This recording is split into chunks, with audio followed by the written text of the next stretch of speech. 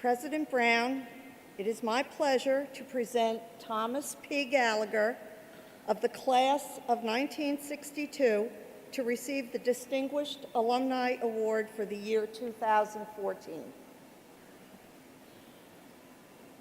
Thomas Patrick Gallagher, career diplomat and social worker.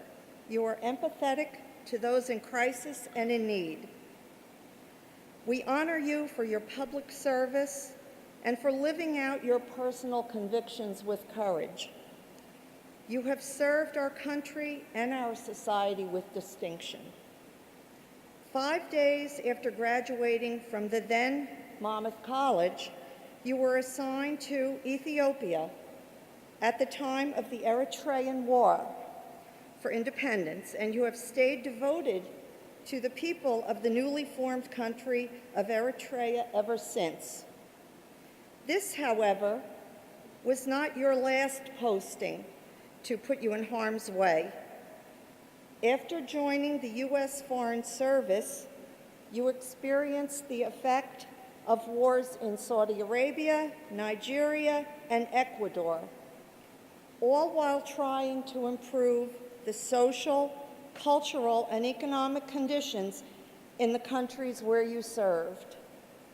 Upon returning to the United States, you began a decades-long career as a social worker in San Francisco, running the largest public mental health clinic in the United States.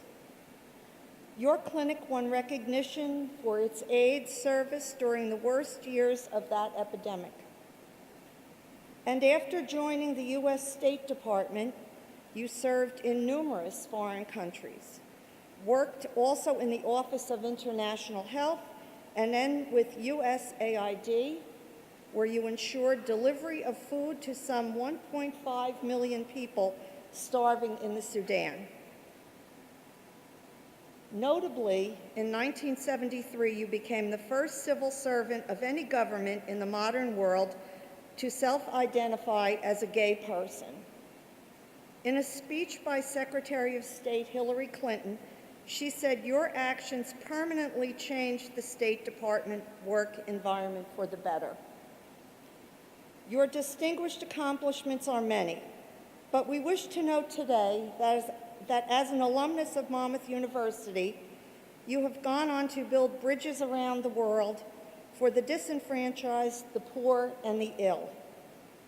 For your dedicated public service, for your personal courage and strength, for being a champion of civil rights, and for being an ongoing contributor to the academic and cultural life of this university, we are proud to honor you.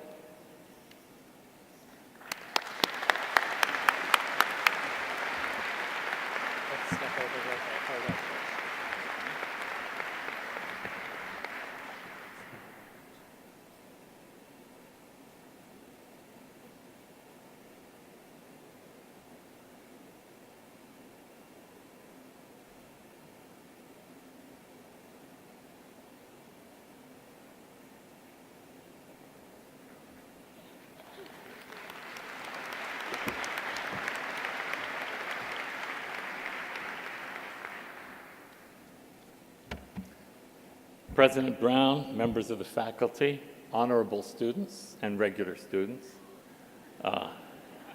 it's a real pleasure to be here with you today. If I gave the speech that I'm about to give when I was a student at Monmouth, I would have been expelled. My psychology professor at Monmouth in my junior year taught me that homosexuality was a serious mental illness. Among the cures recommended by the American Psychiatric Association were electroconvulsive therapy and frontal lobotomy. I later met that professor at a gay cruising area on the boardwalk in Asbury Park.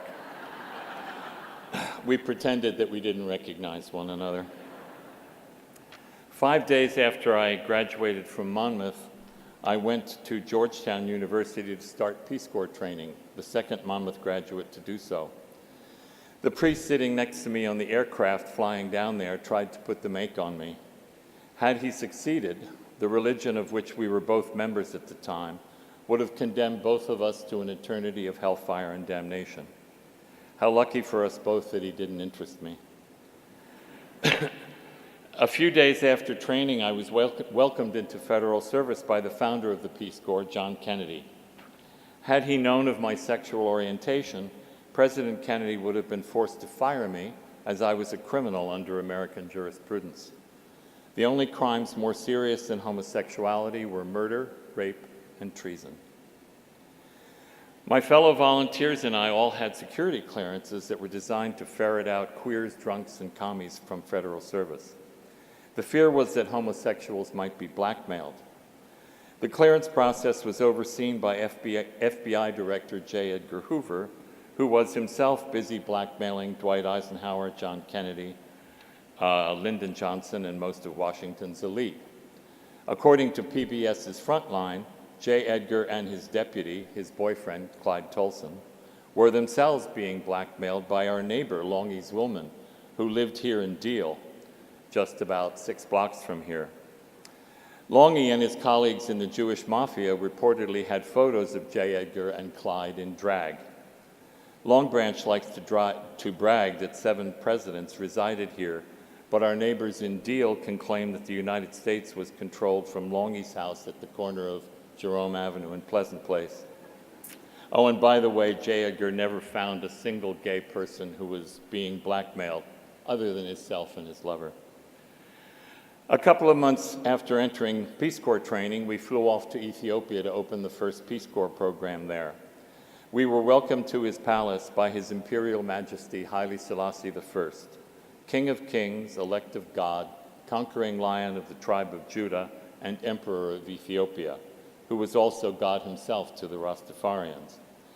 Had he known of my orientation, the emperor might have had me executed, which was considered the appropriate punishment for homosexuality in Ethiopia at the time.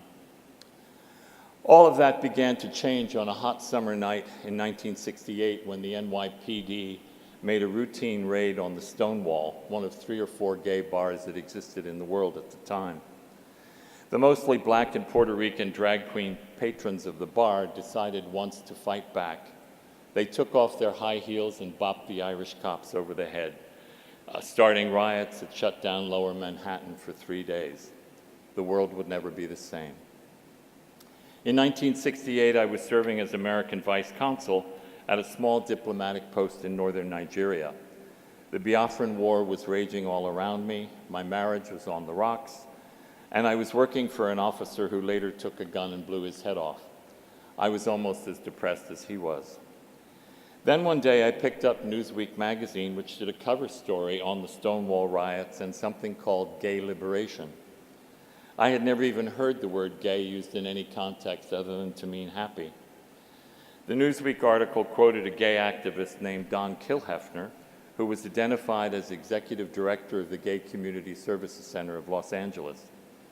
Don didn't tell Newsweek that the grandly named Gay Community Services Center consisted then of nothing more than a Monday night backroom meeting in a laundromat on Melrose Boulevard, and a dream. Don and I had served together as Peace Corps volunteers in Ethiopia. At the end of my time in Nigeria, the State Department sent me on 2 long-term assignments to Los Angeles, and needless to say, I made a beeline for Don's center, which had moved out of the laundromat and into an Addams Family-esque house on Wilshire that was populated with lesbian hookers from Hollywood Boulevard and transvestite prostitutes from Sunset Boulevard. There were bearded hippies wearing lipstick who had names like Morning Glory and Strawberry. I had never seen anything like that at the State Department, and I absolutely loved it. Don quickly made me director of the center's counseling program. While I worked there, I resolved that while I did not seek publicity, I would also never again deny being gay in any social situation where my sexual orientation was relevant. Back in Washington, after my detail to LA, I joined the Gay Activist Alliance, which was processing the organizing of the first national conference on the subject of the relationship between gay people and the federal government.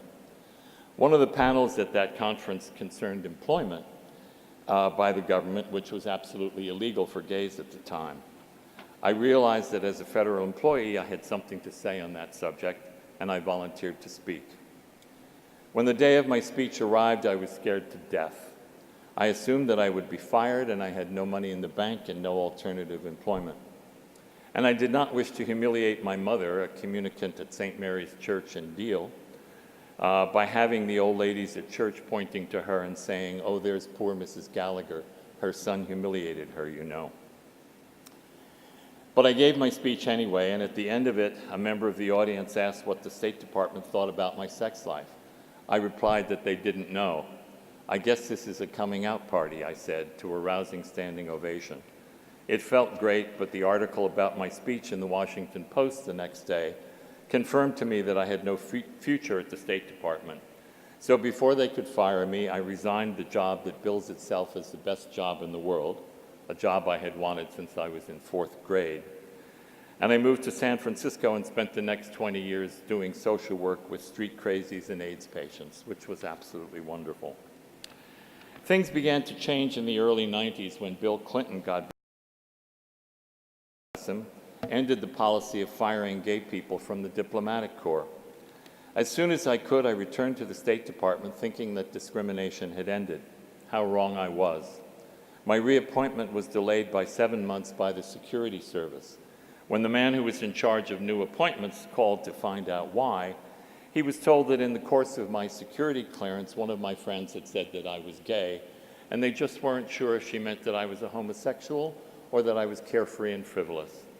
I told him to tell them that I'm all three. Our movement has come a long way, a lot faster than other civil rights movements. I've been invited by 3 Irish civil rights organizations to go to Ireland next year to speak during the campaign there for gay marriage. Polls indicate that between 2/3 and 3/4 of the Irish people will vote in support of that resolution. This is not my mother's Ireland. But the fight is not over. Being gay still merits the death penalty in a dozen or so countries around the world. Saudi scholars debate whether stoning or beheading is the appropriate punishment for gay people. Brunei, Nigeria, Russia, South Africa, and Uganda have all recently taken big steps backwards. We still have a long way to go. I'm very grateful to President Brown and the faculty and students of Monmouth for the honor they've extended to me today. Half a century ago, I never would have believed that this could possibly happen. Thank you very much, and for heaven's sakes, whatever you do, don't ever stop being carefree and frivolous.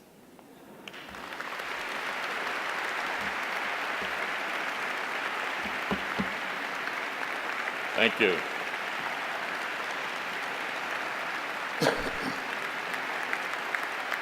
Thank you.